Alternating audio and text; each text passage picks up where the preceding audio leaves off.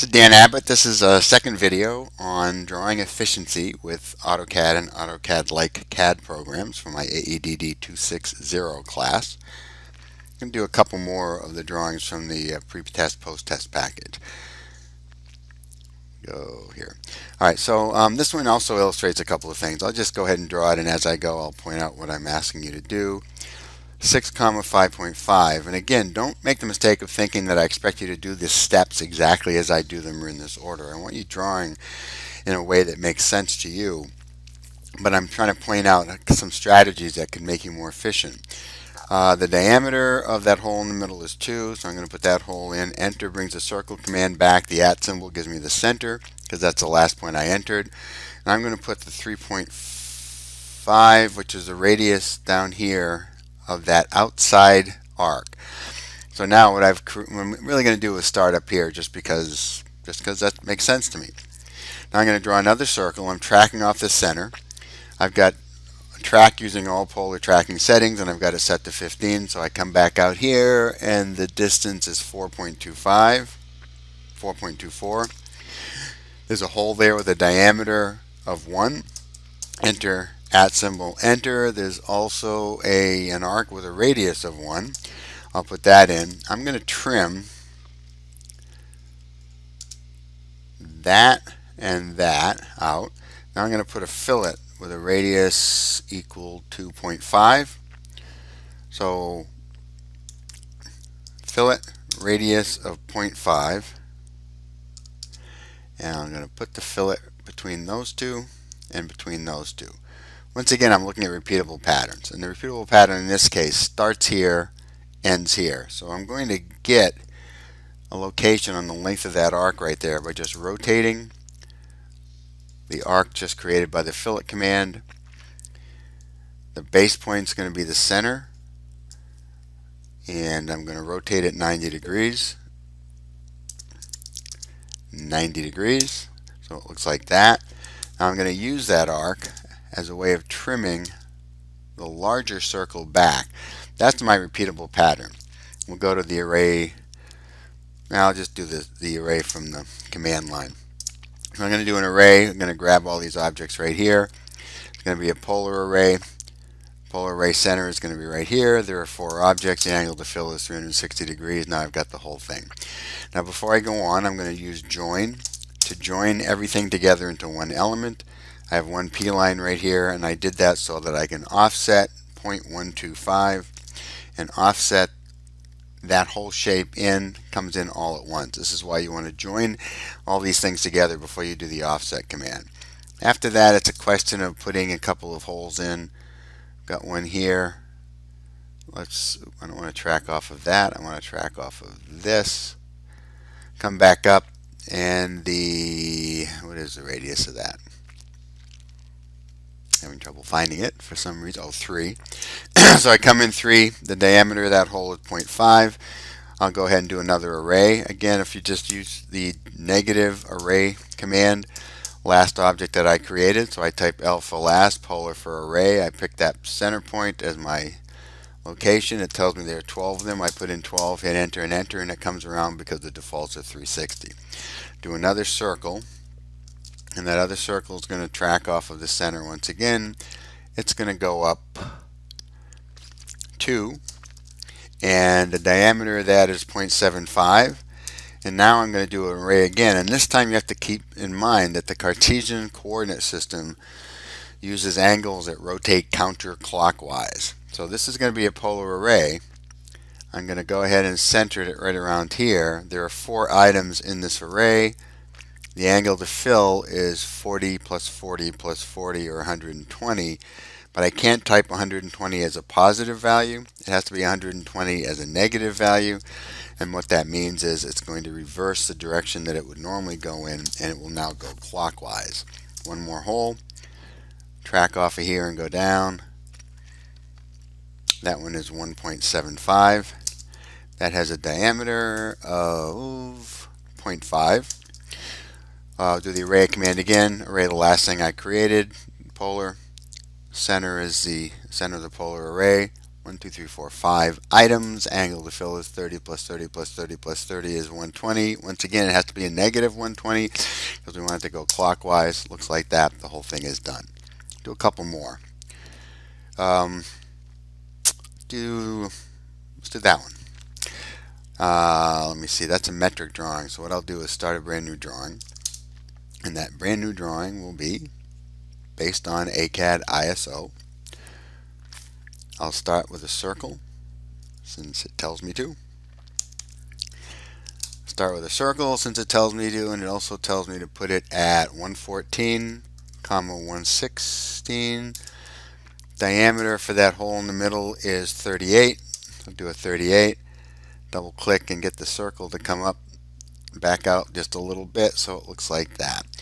Okay, now I'm going to do another circle.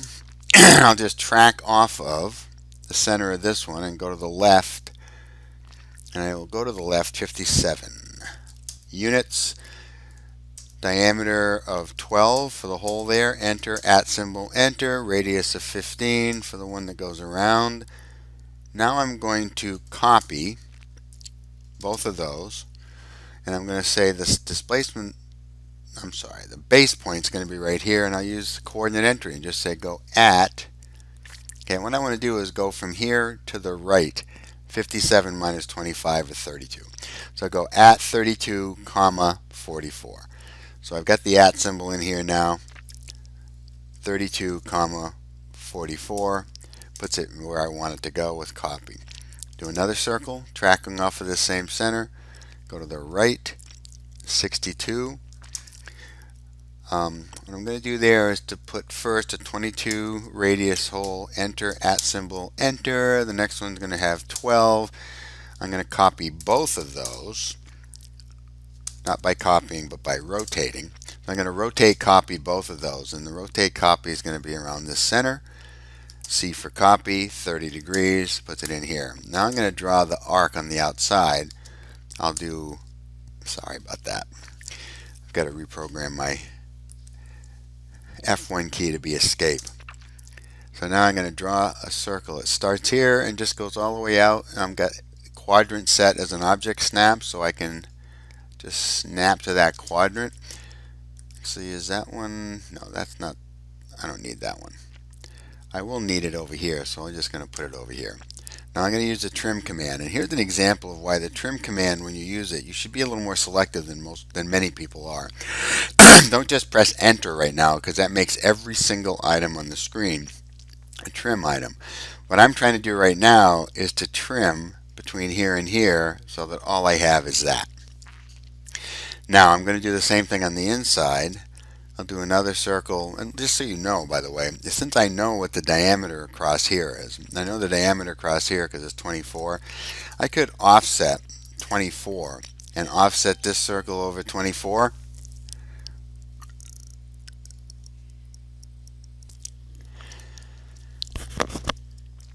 Now I can go and trim again. And now again, I'm going to be selective. I want these two lines as trim lines. Oop, I'm in the offset command, sorry. I want these two lines as trim lines, and I want that circle and that circle as trim lines. So I can say get rid of this, get rid of this, get rid of that, get rid of this. I'm going to leave the others in place. The reason I'm leaving the others in place is that I have another arc to put in over here, and once I put that arc in, now I can trim out this circle. Same thing down here. So now I'll do a fillet with a radius of 32. I'm going to put the fillet radius here. Then I'm going to do another fillet with a radius of 12. And I'll put that fillet down here. Now those two arcs give me more trim lines. So I'm going to use that as my cutting edge, that as my cutting edge, and this is my cutting edge. Then I can get rid of this, and I can get rid of that. Now if you notice, if I had just hit enter right then, I would have had all kinds of things left over, things to delete, things to trim again. It would have gone back and forth. So I'm being selective with trim for a reason. Now I'll go to line, shift right click, I'll go to the tangent. I'm going to say make that line tangent to this, shift right click, tangent to that, enter, and one more fillet with a radius of 14. That's going to go from here to here. And it looks to me like I made a mistake. Oh, I did make a mistake right here. This is not correct. So let me back up. I just got interrupted, and that's why I did that mistake, because I forgot that I had never put in the 32 radius right there. So now I'll go back in and I'll do a fillet with a radius of 12. Fillet with a radius of 12 goes from here to here. Then I'll do my line, tangent to here and tangent to here. I don't have to do shift right click, in other words, for that tangency, because I can type it in. Fillet with a radius of 14. That's going to go between here and here. And now I'll do my trimming again, and once again I'm going to be selective. I'm going to pick just the things I want to trim to. So now I can get rid of that. Oh, I got it. Well, I missed one. Okay, I want that as a trim line, that as a trim line, that, and that. Now I can get rid of, let me show you another thing. I'm going to use the fence command. I can use the fence to go through all the things I want to get rid of. Press enter. Now I've got my gasket all done. I'm going to do one more. Not that one. Let's do this one. That one looks a little tricky. I haven't done it in a while. This metric as well. It is. Okay, I'm going to just get rid of that.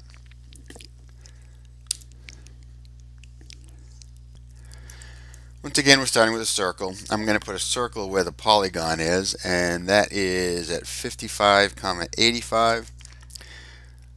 The radius of that circle is 40, so I'll type enter. Once again, I'll complain about the fact that AutoCAD requires a radius as a default for a circle and not diameter, as it should. I'm going to do a polygon. Polygon's going to have 6 sides. The location is going to be here. That's the center of the polygon, and this is going to be circumscribed because we know the distance across the flats, not the distance across the points. So we circumscribe that, and the radius is going to be 20. Once again, diameter is what it should have. Now this came in the wrong orientation, no problem. We'll just rotate the last thing that we created. We'll rotate it right around here, 90 degrees. Now it's in the right orientation. Now right here, let me just do something with temporary tracking. Over here I've got a hole and an arc. So what I'm going to do is start this, type TT for temporary track, or I can always shift right click and pick TT for temporary track. Temporary tracking allows me to acquire a point and to track off of it but not actually create anything. So I'm tracking 100 to go over. It puts a new tracking point from which I can track down 50. Now I can put my circle with a diameter of 20 and then my radius with a radius of 20, and now we can start putting this together. This outside arc, because it is convex not concave, can't be placed with a fillet, so we're going to use the circle TTR option. Try to select the two circles close to where you think the tangency is likely to go. Type in the radius. Comes in like that. Here's a case where it's a good idea just to get rid of that right now. So, whoop. Sorry, I got over a little too far. And then get rid of that. Now fillet. I'm going to try to put a fillet on the inside of this. I think it will work. We're going to do a fillet with a radius of 28 and see if we can fillet between here and here. And it doesn't want to do it. It wants to go the wrong way, even though there is a convex fillet. So we're going to go a concave fillet. We're going to go circle TTR once again. Once again, I pick it close to where I think it's likely to be. 28 is the radius. It goes in here.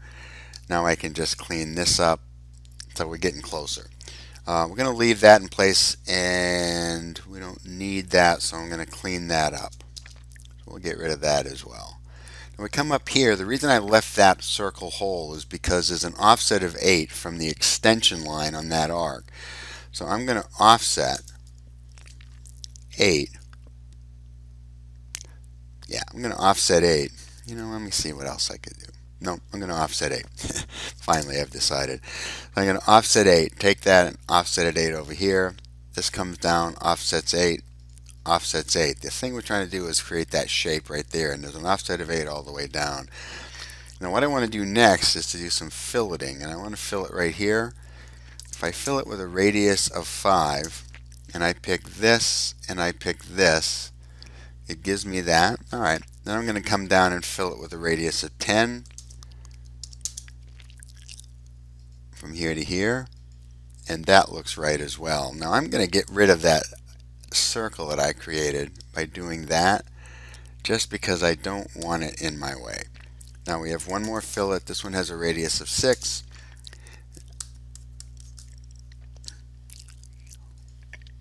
Sorry. This one has a radius of 6. This one's going to go from here to here. That looks good. The last little piece is right down here, and that also is offset 8. So we'll offset that 8, bring that over here, this over here. Let's try a fillet with a radius of 2. I think that will work. Yeah, looks great. This one down here, there is a fillet there, but I'm not sure that's going to work. So let's try that one. Fillet with a radius of 6 between here and here. Nope, it wants to bring it down. So once again, we're going to use the circle TTR command. And circle TTR means we're going to say make it tangent to both of those with a radius of 6. Comes in like that. Now we can use that to trim that and that and that. And one more trim. You notice I am actually hitting enter twice on trim in some of these because I can see that it's going to get what I need. But again, I normally want to be selective. See, is there one more I wanted to do? No, that'll do it for now. I'm going to make another video though to show some of the other, and that'll be it.